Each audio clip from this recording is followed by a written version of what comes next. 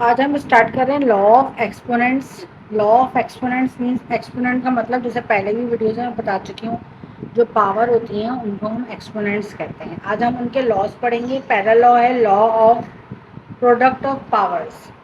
Means ये कि अगर ए बी जो कि हमारी बेस है वो रियल नंबर्स हों और एक्स वाई जो हमारे एक्सपोनेंट है वो पॉजिटिव इंटीजर्स हों, तो क्या होगा? अगर ए की पावर एक्स हो और बेसिस अगर हमारे पास सेम हो तो क्या होता है? पावर प्लस हो जाती है। जैसे एक ए है उसकी पावर एक्स है, दूसरा ए है उसकी पावर वाई है और दोनों आपस में मल्टीप्लाई हो रहे होंगे तो उनकी पावर प्लस हो जाएंगी। अब हम एग्जाम्पल से इसको समझते हैं। जैसे ए की पावर 2 है और ए की पावर 3 है, तो इसका मतलब क्या होगा? ए को जब ए से मल्टीप्लाई करेंगे, बेसिस सेम है तो एक बेस आ जाएगी और पावर प्लस होंगी, मीन्स 2 + 3, तो इसका आंसर आ जाएगा ए की पावर 5, राइट। अब अगर हम इसको नंबर से कंसीडर करें, अगर हमारे पास एक नंबर है 3 × 3 की पावर 5, बेसिस सेम है तो पावर प्लस होंगी। दोनों की बेसिस को एक ले लिया जाएगा, 3 ले लिया जाएगा।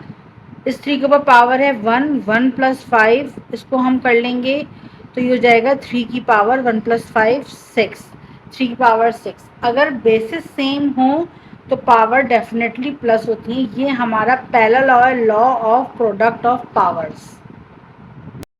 लॉ ऑफ एक्सपोनेंट्स का सेकंड लॉ देखते हैं, वो है law of power of power. Means ये कि अगर बेस है हमारे पास ए और कंडीशन वो ही है कि बेस जो होगी वो रियल नंबर और अगर पावर्स जो हैं वो पॉजिटिव इंटीजर्स हैं, तो क्या होगा कि जो एक्सपोनेंट्स हैं, जो पावर हैं, अगर पावर के ऊपर पावर है तो वो आपस में मल्टीप्लाई होंगी। क्या था कि अगर बेसिस सेम होंगी तो पावर ऐड होंगी और अगर पावर के ऊपर पावर है तो वो आपस में मल्टीप्लाई हो जाएंगी। जैसे ए की पावर एक्स है और उसके ऊपर होल पावर वाई है, तो इसका आंसर आएगा बेस वही रहेगी और एक्स के ऊपर वाई है तो एक्स मल्टीप्लाई बाय वाई हो जाएगा। अब इसको हम एग्जाम्पल से समझते हैं। जैसे 5 के ऊपर 2 है और उसके ऊपर होल की पावर 4 है, तो हम इसको कर देंगे 5 की पावर 2 × 4 = 5 की पावर 2 4 ज़ा 8। ये किस तरीके से होता है इसको भी समझ लेते हैं। जैसे 5 की पावर 2 की पावर 4 है, मीन्स 5 की पावर 2 जो है वो 4 टाइम्स है, ठीक है। मतलब 5 की पावर 2 की पावर 4 है, मतलब ये जो है वो 4 टाइम्स है। मतलब 5 की पावर 2 मल्टीप्लाई बाय 5 की पावर 2 मल्टीप्लाई बाय 5 की पावर 2 मल्टीप्लाई बाय 5 की पावर 2। अब हमने क्या पढ़ा था? बेसिस सेम होती है तो पावर ऐड हो जाती है। इसको हम 5 ले लेंगे, 2 + 2 4 + 2 6 + 2 8। तो ये इस तरीके से इसका मैकेनिज्म चलता है या कैलकुलेशन चलती है। अब नेक्स्ट एग्जांपल देख लेते हैं। जैसे हमारे पास है 6/11 की power 4 whole to the power 3, तो इसमें भी ये होगा 4 जो है वो 3 से मल्टीप्लाई हो जाएगा, मतलब 6 की पावर 11 होल की पावर 3 है तो 4 × 3 = 6 की पावर 4 3 ज़ा 12/11 होल के ऊपर हो जाएगी। मतलब ये 12 जो है वो 6 के ऊपर भी और ये 12 जो है वो 11 के ऊपर भी है। नेक्स्ट देख लेते हैं, -3/4 की पावर 3। अब क्या करेंगे? 3 को 3 से मल्टीप्लाई कर देंगे, -3/4 3 × 3 = -3/4 3 3 ज़ा 9। अब यहाँ पे पावर 9 है, मतलब ऑड है। अगर यहाँ पे इवन पावर आती तो ये माइनस की साइन हम चेंज कर देते। इस तरीके से लॉ ऑफ पावर ट्रीट किया जाता है। तो देखते हैं थर्ड लॉ है law of power of product. Means ये कि अगर प्रोडक्ट के ऊपर पावर है, प्रोडक्ट के ऊपर एक्सपोनेंट है, तो इसको किस तरीके से डील किया जाएगा। जैसे a × b ये प्रोडक्ट कहलाएगा, इसके ऊपर पावर है n, तो इसका मतलब है ये n जो है वो a के ऊपर भी है और ये n जो है वो b के ऊपर भी है। जैसे a की पावर n × b की पावर n। इससे पहले जो दो लॉ हमने पढ़े हैं उसमें क्या किया था? हमने उन दोनों लॉस के अंदर कंबाइन किया था या उसको छोटा करके लिखा था। अब इसमें हमें एक्सपेंड करना है। एग्जाम्पल के ज़रिए से देखते हैं।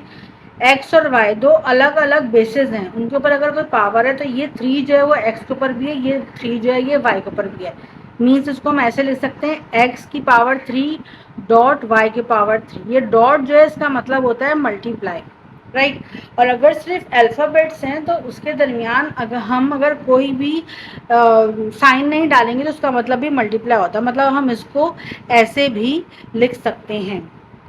अच्छा, अब इस तरीके से नेक्स्ट देख लेते हैं 8/9 मल्टीप्लाई बाय 7/11 की पावर 3 मीन्स ये इस तरीके से भी हो सकता है 8/9 मल्टीप्लाई बाय 7/11, इसके ऊपर भी 3 पावर है और इसके ऊपर भी 3 पावर है, राइट।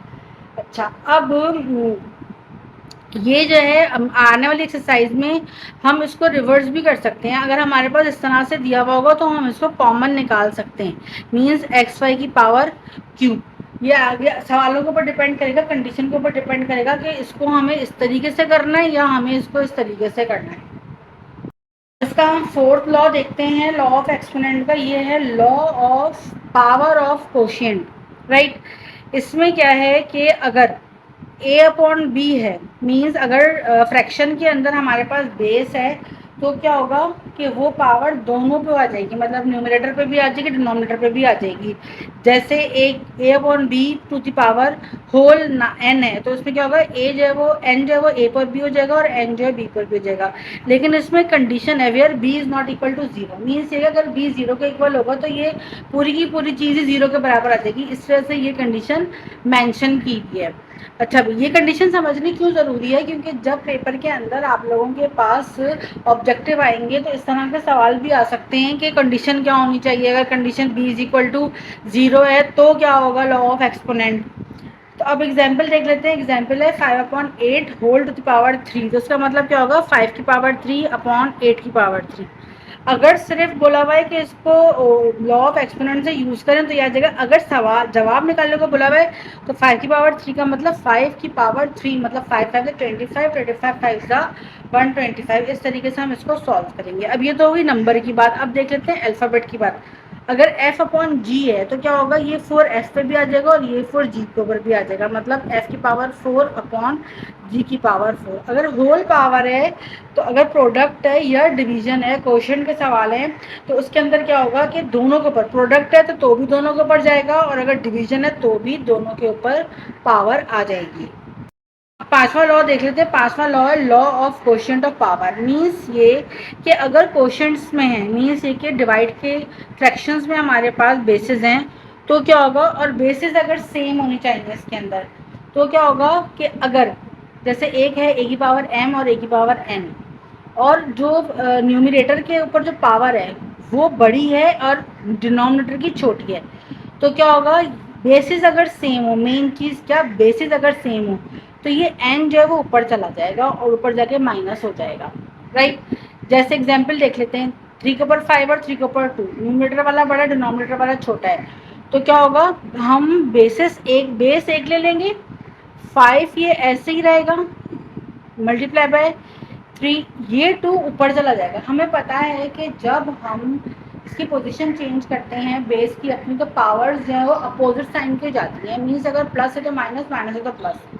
अब क्या होगा, ये 2 प्लस में ऊपर जाएगा तो -2 हो जाएगा और ये जाएगा ये हो जाएगा 3 की पावर 5 -2, ये हो जाएगा 3 की पावर 5 -2, मतलब इसका आंसर आएगा 3 की पावर 3, राइट। ये कब है, जब बेसिस सेम है, न्यूमरेटर वाला बड़ा है, डिनोमिनेटर वाला छोटा है। इसका बी पार्ट क्या है कि अगर m छोटा हो, मतलब न्यूमरेटर वाला छोटा हो और डिनोमिनेटर वाला बड़ा हो, तो न्यूमरेटर वाला नंबर नीचे आएगा, राइट। कैसे, जैसे ये m है, m नीचे आ गया n माइनस m, क्योंकि n बड़ा है तो n माइनस m हो जाएगा। अब जैसे 7 की पावर 3 और 7 की पावर 5, ये हम दो तरीके से सॉल्व कर सकते हैं। जैसे अकॉर्डिंग टू लॉ क्या होगा, ऊपर 1 रह जाएगा, नीचे 7 आएगा, 5 - 3 1/7 की पावर 2 हो जाएगा, राइट। अच्छा, अब 7 की पावर 2 ऐसे नहीं लिख सकते, फ्रैक्शन में आंसर नहीं लिख सकते, नॉर्मली हमें उसको होल नंबर में लिखना होता है।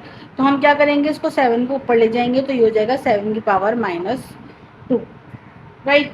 अच्छा, अब सी फॉर्म क्या, सी पार्ट क्या है इसका, सी पार्ट में ये कहता है कि अगर m और n बराबर हो, मीन्स ये कि न्यूमिनेटर का पावर और डिनोमिनेटर की पावर बराबर हो, तो क्या होगा m में से m माइनस, या तो n लिखें या m लिखें, बात एक ही है। तो m में से m माइनस होगा तो आंसर आएगा 0, किसी की भी पावर अगर 0 होती है तो वो 1 के बराबर होती है। सॉल्व करके देख लेते हैं। 7 के ऊपर, दोनों के ऊपर 7 की पावर 2 है, तो ये हो जाएगा 2 - 2 इज इक्वल टू 7 की पावर 0 और ये हो जाएगा 1। मीन्स अगर न्यूमरेटर डिनोमिनेटर की बेसिस भी सेम है, पावर भी सेम है, तो उसका आंसर हमारे पास 1 आएगा। पावर का आंसर नहीं, हमारे पास आंसर ही उसको सॉल्व करके 1 आएगा। अब नेक्स्ट वीडियो में हम एक्सरसाइज 1.4 इस्तेमाल करेंगे। इन लॉस को समझते हुए इसको अच्छी तरीके से बाय हार्ट कर लें। नेक्स्ट एक्सरसाइज में ये हमारे काम आएंगे।